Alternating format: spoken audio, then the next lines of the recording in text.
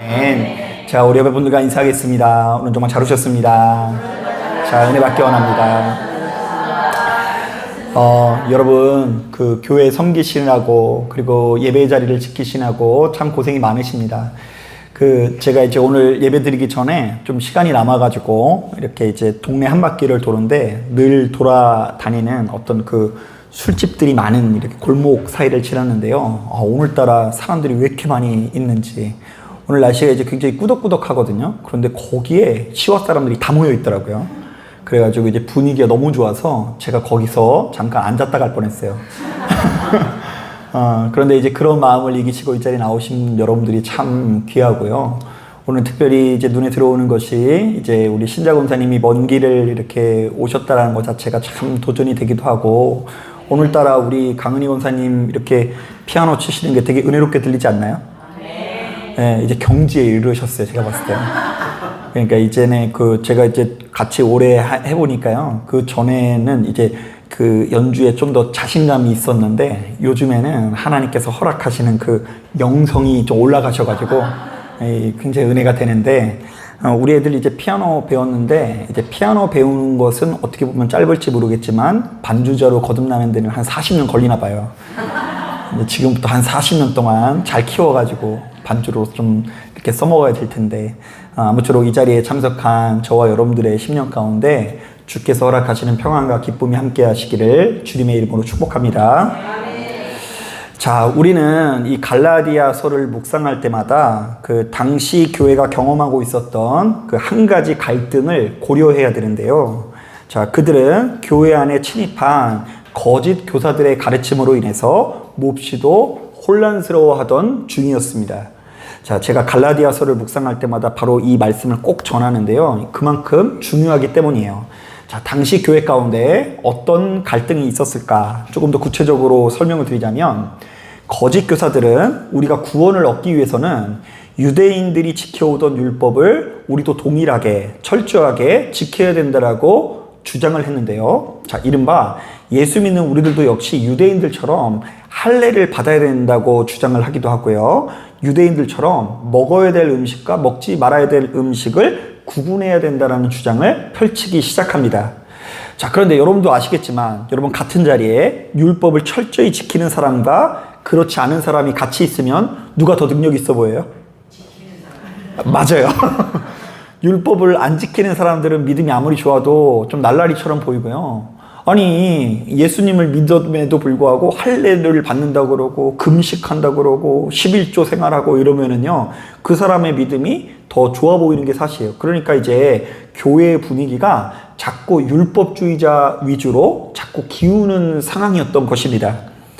자, 이것은 단순히 세력의 문제가 아니라 교회의 정체성을 흔드는 일이었는데요.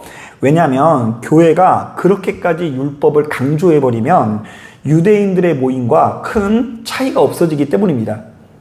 아니, 유대인들의 모임이나 기독교인들의 모임이나 주구장창 율법만 지킨다고 한다면 회당에 다니는 사람들이 예수를 믿을 필요가 있어요, 없어요?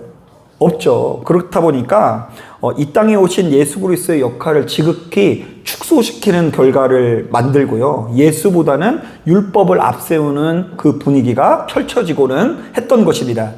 자, 바로 이런 상황 속에서 사도 바울은 이 갈라디아서를 통해서 예수 믿는 우리들에게 율법과 복음의 역할을 명확하게 구분하면서 설명하고 있는데요. 자, 특히 24절을 보면 그 요지가 잘 드러납니다. 우리 다 같이 24절 같이 한번 읽어보겠습니다. 24절 시작. 이같이 율법이 우리를 그리스도께로 인도하는 초등교사가 되어 우리로 하여금 믿음으로 말미암아 의롭다함을 얻게 하려 함이라. 자, 말씀 보니까 율법은 우리에게 어떤 것이 된다고 하죠? 초등교사가 된다라고 하는데요. 자, 이로 인하여 우리는 믿음으로 말미암아 의롭게 되는 과정 가운데 놓이게 된다라고 말합니다. 자, 이것에 대해서 간략하게 설명을 드리면, 사실 당시 시대 가운데 가장 잘 사는 나라가 로마였거든요. 로마가 국토도 넓고 이 세력도 강했어요. 자, 그런데 이 로마 부유층은, 로마에서 좀 잘 나가는 사람들은 그리스 출신의 가정교사를 고용하는 것이 매우 일반적인 일이었는데요. 왜냐하면 그리스인이 아니에요. 그리스 사람이야말로 당시 시대 가운데 가장 교양 있는 민족으로 여겨졌기 때문입니다.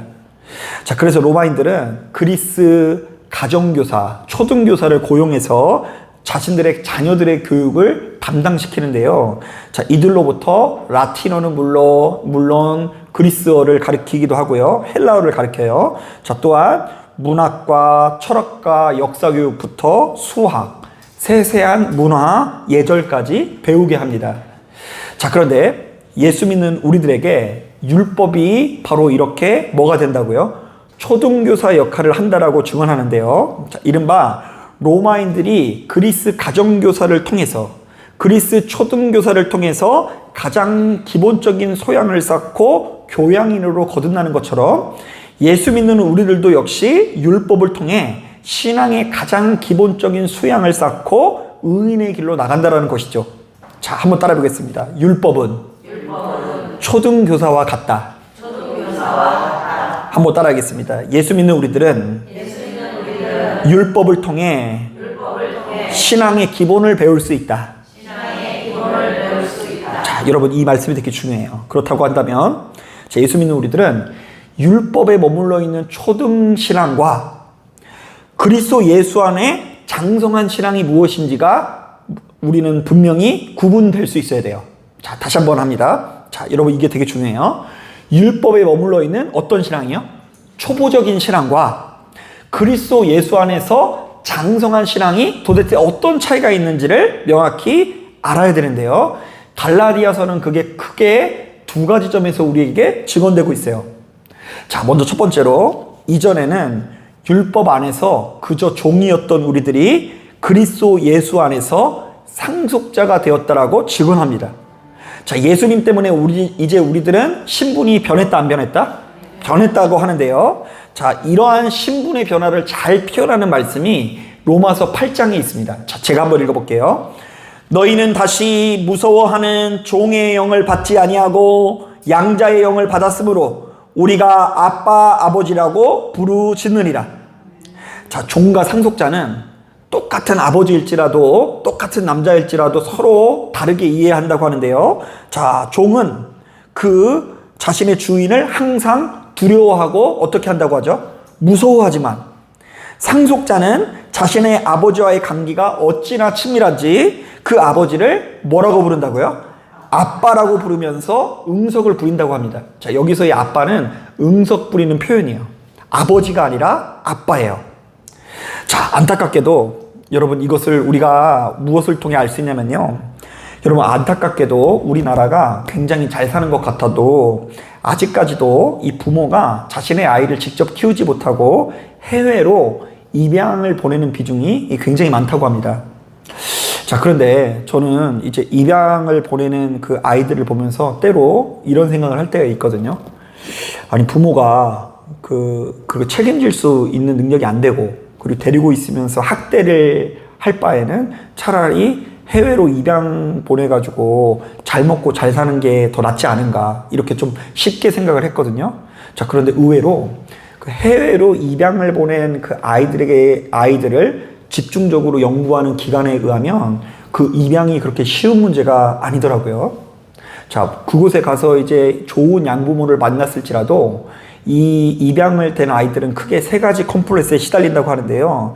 자, 일단 입양된 아이는 본능적으로 자신의 부모와 자기가 혈연으로 이어지지 않는다는 것을 느끼고 묘한 공백감을 느껴서 어린 시절 네가 그리고 싶은 그림을 그리라고 이야기를 하면 친부모의 모습을 상상해서 그린대요. 신기한 일이죠. 그러니까 이제 그 양부모님은 머리가 노란색이에요. 근데 자신은 지금 머리가 까만색이잖아요. 그런데 이제 너희가 그리고 싶은 그림을 그려, 이랬더니 한 번도 본 적 없는 이 부모의 까만 머리를 이렇게 막 그리면서 있었대요. 그러니까 이것 자체가 부모와 나의 차이가 있다라는 것을 인식하고 있다라는 거죠. 그냥 그리움이 본능적으로 든다라는 거예요. 그리고 입양된 아이는 어린 나이에 익숙한 사람과 장소를 떠나 생판 모르는 곳으로 가게 된다라는 사실 때문에 큰 불안함과 두려움에 사로잡힌다고 합니다. 사실 제가 우리 애들 이렇게 전학을 한번 시켜봤거든요. 근데 전학을 시킬 때 친부모와 함께 낯선 학교 가는데도 뭐 걱정을 엄청나게 해요. 그리고 그 트라우마가 있었는지 지금도 껄핏하면 애들이 하는 말이 아빠 우리 전학 안 가게 해줘. 나 전학 간다고 생각하는 거가 너무 싫어. 막 이런 식의 얘기를 막 하더라고요. 그런데 그 어떤 보호자도 없이 언어도 안 통하는 곳에 나홀로 낯선 환경에 간다는 것이 쉽지 않다라는 이 보고서가 나오고 있어요.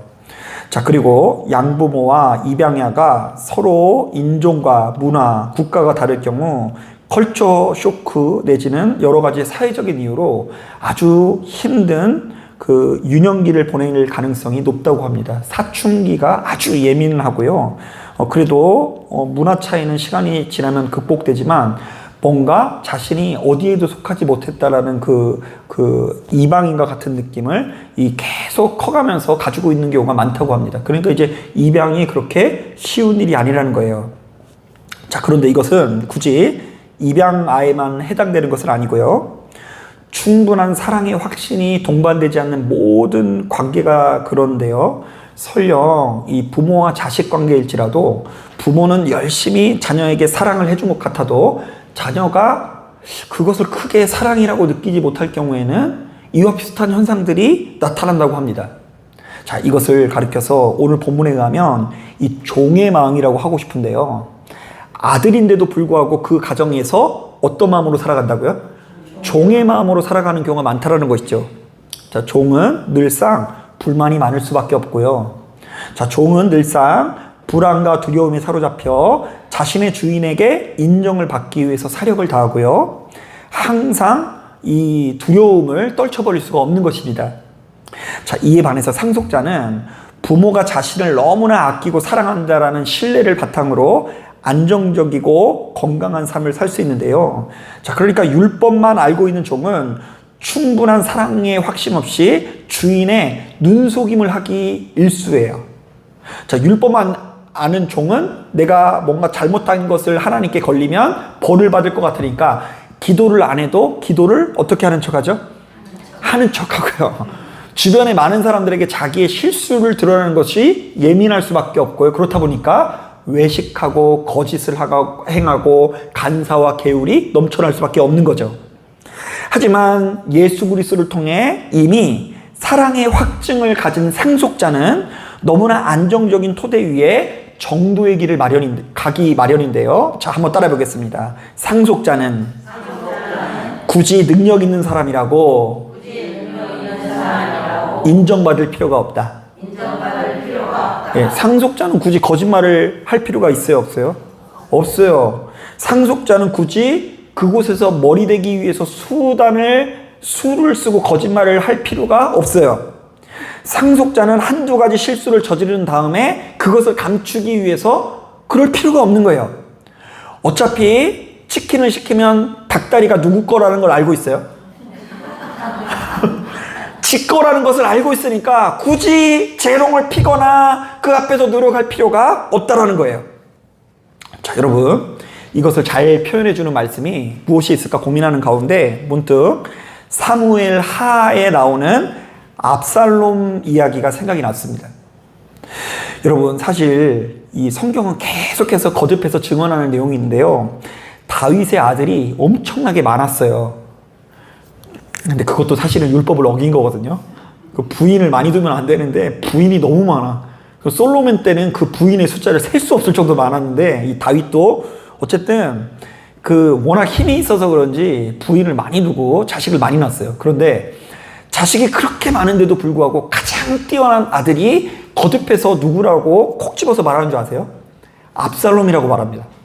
솔로몬이 뛰어나다라고 성경은 별로 기록하지 않아요. 갑자기 그 솔로몬이 등장한 면이 있고요. 그 전까지는 계속해서 압살롬이 뛰어나다 그래요. 일단 외모적으로는 거의 얼굴이 뭐 박보검 얼굴이에요.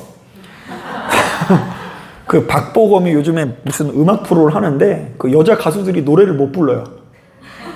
그 노래를 부르려고 그러면 박보검이 막 쳐다보잖아요. 쳐다보지 마세요. 노래가 집중이 안 돼요. 막 이래. 너무 잘생긴 남자가 쳐다보니까 음악에 집중을 못하고 심장이 콩닥거린대요. 그래서 제가 봤을 때는 압살롬이 그 정도 되는 것 같아요. 이스라엘에서 그 누구보다 키도 크고 얼굴이 잘생겼다 그러고요. 그리고 아버지 다윗 앞에서도 물러나지 않는 용맹함이 있고요. 그리고 이 그를 따르는 사람들이 은근히 있어가지고 다윗이 통치하는 시대에 그와 맞서서 세력을 이루게 됩니다. 자, 그렇기 때문에 인기도 있고 인정도 받고 실력도 있기 때문에 가만히 있었으면 누가 다윗을 이어서 이스라엘의 왕이 됐을까요? 압살롬이 될 것처럼 성경이 기록하고 있어요. 하지만 압살롬에게 딱 한 가지 없던 것이 있는데요. 자신이 상속자라는 믿음을 갖지를 못했어요. 아버지가 지금 상황에서 나에게 왕위를 물려줄 것에 대한 신뢰가 없었어요. 왜냐?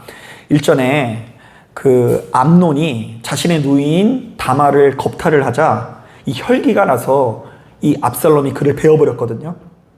자, 그래서 바로 이 일로 인해서 아버지 다윗이 자신에게 나라를 상속시켜 줄 거라는 믿음을 갖지 못하고 아버지가 자신을 미워한다라고 생각하는 마음이 있었어요. 자, 그러니까 제가 봤을 때는 압살롬도 되게 힘들었을 것 같은데요. 아버지의 집에 살면서 아들의 마음으로, 상속자의 마음으로 살지 못하고 누구의 마음으로 살았다는 거죠? 종의 마음. 그러니까 가만히 있을 수가 없는 거예요. 가만히 있으면 분명히 내가 인정을 받지 못하거나 또 다른 동생들에 의해서 죽임을 당할 거라는 상생하에 먼저 일어나서 자신의 아버지에 맞서서 그 아버지의 목을 치기 위해서 노력을 합니다. 결국 아버지의 자리를 찬탈까지는 성공했지만 하나님께서 이것을 불의하게 보셔서 그를 심판받게 하시고 비참한 최후를 맞이하게 하는 걸 볼 수 있죠. 자, 여러분, 이것만 보더라도 예수 믿는 우리들은 그냥 입과 혀로만 우리 하나님의 이름을 불러서는 안 되고요. 그리스도 예수의 이름으로 사랑의 확신을 가질 수 있어야 돼요. 자, 그러니까 우리가 계속 포인트가 두는 게 내가 하나님 앞에 얼마나 잘하고 있는지를 포인트를 두면서 신앙생활을 하거든요. 하나님, 내가 이렇게 예배 생활을 철저합니다. 내가 이렇게 기도를 잘합니다. 기도할 때 이렇게 유창합니다. 내가 이렇게 믿음이 좋습니다. 라고 어필하면서 신앙생활을 하는데 진짜 우리가 중요하게 생각해야 되는 것은 그런 율법적인 조건이 아니라 사랑의 확신이어야 돼요. 자, 여러분, 살다 보면 때로 내 자신이 되게 못난 것 같이 느껴지는 분들이 그런 순간들이 있죠. 그런 때 없으세요? 저는 엄청 많아요, 진짜. 아우, 하나님, 도대체 왜 나 같은 사람을 부르셔가지고 이렇게 목사 삼았습니까? 라고 생각할 때가 너무나 많아요, 진짜. 그런데 그럼에도 불구하고 우리가 이 길을 걸어갈 수 있는 거, 예수의 이름을 붙들 수 있는 거는 하나님께서 나를 어떤 일이 있어도 변함없이 사랑한다라는 확신을 가지고 있기 때문이죠. 그래서 이 안타깝게도 이 마음, 이 사랑의 확신을 모르고 계속 종의 마음으로 충성만 하는 분들이 있어요. 충성은 하는데 누구의 마음으로 한다고요? 종의 마음으로 하는 거예요. 하나님, 내가 이것도 하고요, 저것도 하고요. 그것도 반대로 바꿔 말하면 하나님, 제가 이것도 못해서 불안하고요, 저것도 못해서 불안하고요, 지금 이렇게 형편없는 위치에 있는 것 같아서 하나님, 저는 자격이 없는 것 같습니다. 이게 올바른 신앙이 아니라는 거예요. 여러분, 시간이 지날수록 가는 곳곳마다 종이 아니라 상속자의 마음을 가지고 가는 곳곳마다 못나고 속 좁은 태도가 아니라 그리스도 예수 안에서 영광스러운 태도로 거듭나시는 저와 여러분들이 되길 바랍니다. 그러니까 벌써 상속자는 여유가 있어요, 없어요? 있어요. 닭다리 누구 찾으라고요? 닭다리 내 거니까 뭐 그렇게까지 우리가 수를 쓸 필요가 없는 거예요.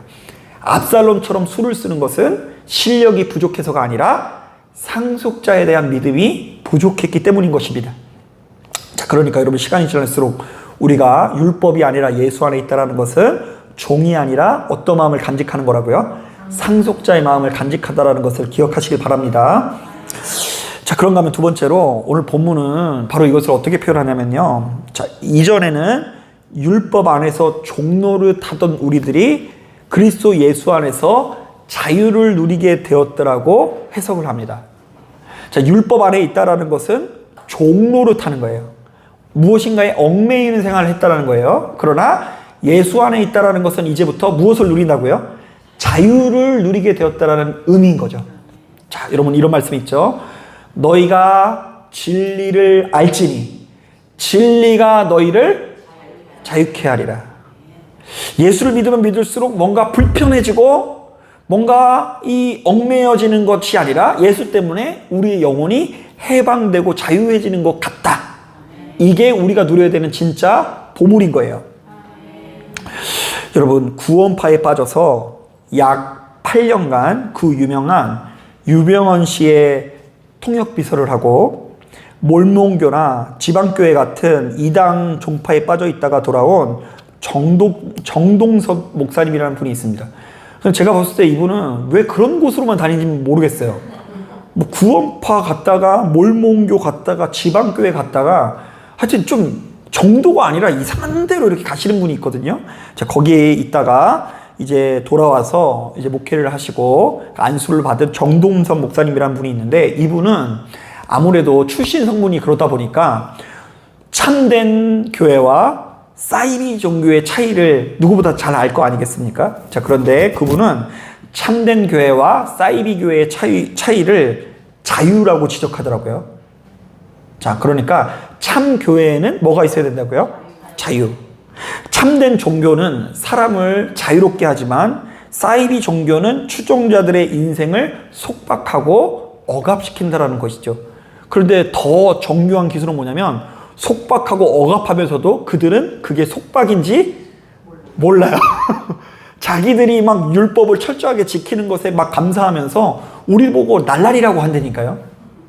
우리 여러분 여기 예진교회 다닌다 그러면 그런 교회도 있어? 막 이런 데니까요. 근데 자기들만이 뭐 제대로 된 교육을 받고 자기들만이 뭔가 뭐 대단하다고 생각을 하지 다른 사람들을 다 무시하는 그런 마음이 있어요. 그런데 우리가 봤을 때는 뭐 이 북한도 이런 북한이 없죠.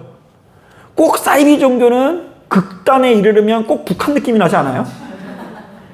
얼마 전에 그 뭐 무슨 행사 한다고 보니까 이거 막 똑같아요 또. 일종의 그 영이 다 연결돼 있나 봐요. 이렇게 뭔가 극으로 가면 다 그런 느낌이 나요. 막 이렇게 무슨 피켓팅하고 막 이런 거 보니까 다 그쪽 느낌이에요. 자, 저는 이것을 한 번은 진짜 실감한 적이 있는데요. 우리가 믿음 생활을 잘 해야 돼요. 진짜 무엇을 믿느냐에 따라서 전혀 다른 인생이 펼쳐질 수밖에 없는데요.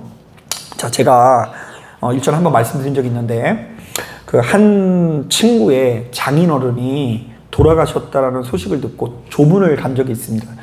마침 제가 이제 그런 데를 많이 못 챙기는데 마침 제가 사역하는 곳에서 그리 멀지 않은 곳에서 그 장례 예식이 있어가지고 제가 이제 그곳에 방문을 한 적이 있는데요. 그 장례식장에서 제가 깜짝 놀랄만한 풍경을 목격했어요. 자, 희한하게도 그 집안은 아들이 한 명이 있는데 그 아들이 자신의 아버지의 장례식장에 들어오면 안 된대요. 그래서 아버지의 장례식이 있는데 딸들은 그 안에 다 있는데 그 아들은 밖에서 주차장에서 차 안에서 한숨 자고 있어요. 자, 그래서 제가 제 친구가 사위니까 야, 왜 아들이 못 들어오냐? 아들이 원래 장례식 때 가장 인정받는 게 장례식장인데 왜 아들을 못 오게 하냐 이랬더니 대략 뭐 저는 이해가 안 되지만 대략 이런 내용의 얘기를 하더라고요.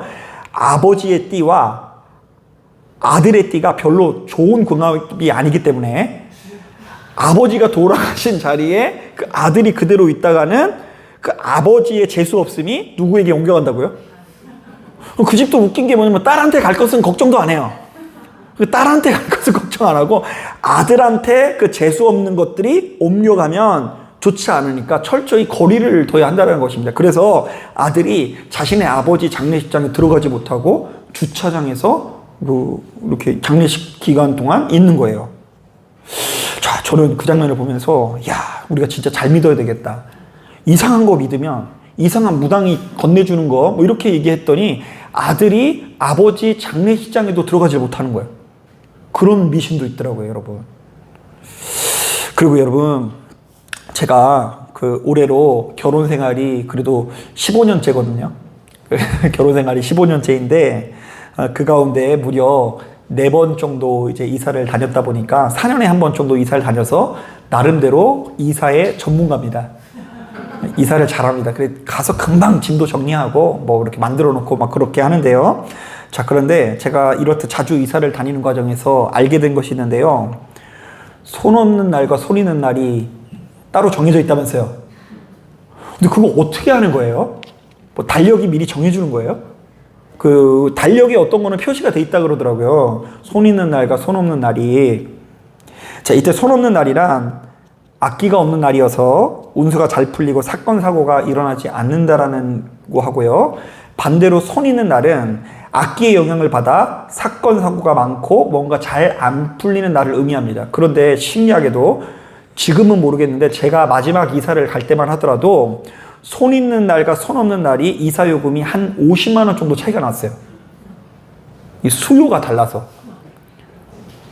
그러니까 귀신 없는 날 사람들이 서로 다 이양이면, 예수 믿어도 이양이면, 믿지는 않아도 이양이면, 손 있는 날이 아니라 어떤 날 간다고요? 손 없는 날 이사를 가면서 그날을 선택을 해서 하도 수요가 많아서 50만 원 정도 더 비싸요. 손 없는 날 이사를 가려면. 그래서 저희는 손 있는 날만 이사를 갔는데 손 있는 날만 이사를 갔는데도 뭐 특별한 사고가 나진 않았어요. 여러분, 제대로 된 믿음이 아니면 이렇게 뭔가 신경 써야 될 것들이 얼마나 많은지 몰라요. 아버지 장례식장도 아버지의 띠와 나의 띠가 뭐가 안 맞아가지고 귀신의 작용으로 아버지의 재수 없음이 딸한테 갈 거는 생각도 안 하고 아들한테 갈까봐 아들이 그곳에 들어가지 못하고, 그리고 이사도 제대로 갈 수 있어요, 없어요? 없어요. 미역국도 시험 보기 전날 마음대로 먹지도 못해요. 엿 같은 거 이런 거 먹어야 돼요. 엿 같은 거 붙이고 막 그래야지 시험 붙지.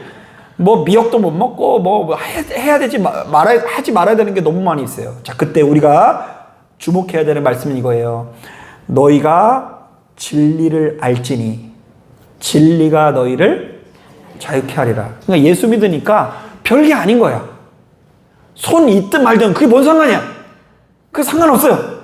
시험 보기 전에 뭐 엿을 먹든 미역을 먹든 그게 무슨 상관이고. 그리고 예수 믿는 우리들은 정말로 다른 여러 가지 기륭하복 안에서 자유함을 누릴 수 있는데요. 내 안에 있는 그 진리가 역동하면서 무엇이 중요한 일이고 무엇이 중요하지 않은 일인지를 명확히 구분시켜 주기 때문입니다. 자, 바로 이런 점에서 갈라디아서 4장 13절부터 14절을 보면 바울이 너무나 놀라운 고백을 하는데요. 자, 거기 보면 사도 바울은 애초부터 건강 상태가 그다지 못해서 교인들에게 큰 시험거리가 될 수 있었다라고 증언합니다.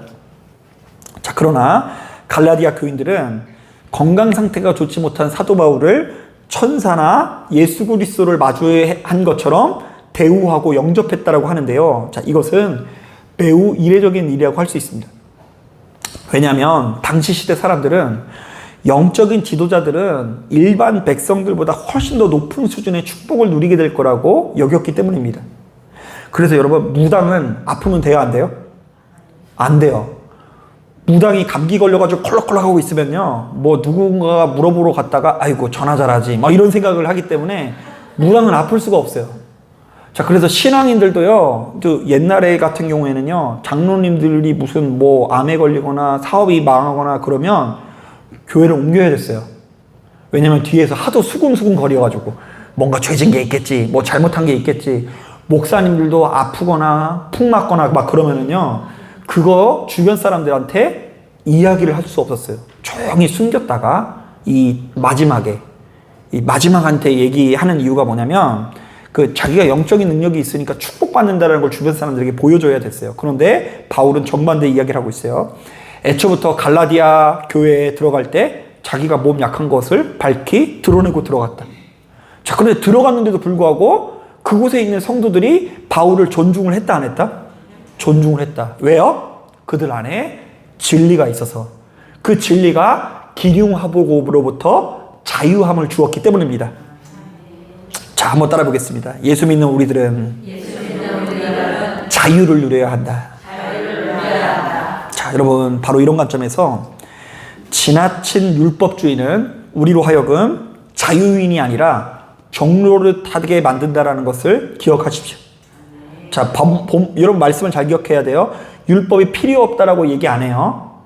율법을 알아야 기초가 형성되는 거예요. 초등학교 안 다니고 어떻게 중학교 문제를 풀 수 있어요? 율법도 있어야 된다라는 입장이에요. 자, 그러나 지나치게 율법이 목적이 되면 장성한 믿음의 분량에 이르를 수 없다.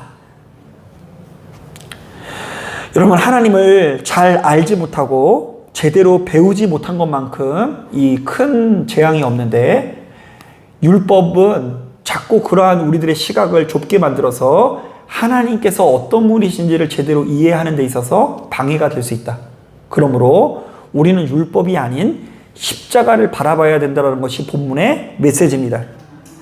자, 이른바 성도는 지금 우리에게 주어진 율법 조문을 넘어서 하나님께서 우리를 사랑하사 좋은 곳으로 인도하신다라는 확신을 가져야 된다라는 이야기인 것입니다. 자, 그래서 오늘 본문을 통해 이 바울이 분명히 말합니다.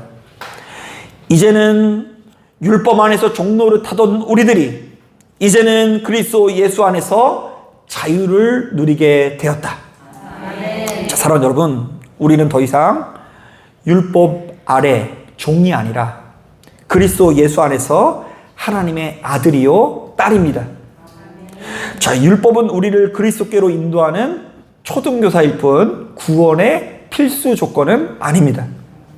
자, 그러므로 이제는 그 사랑을 확신하며 종처럼 두려움에 묶이지 말고 상속자로서 자유와 담대함을 누리시는 저와 여러분 되시기를 주님의 이름으로 축복합니다. 자, 기도하겠습니다.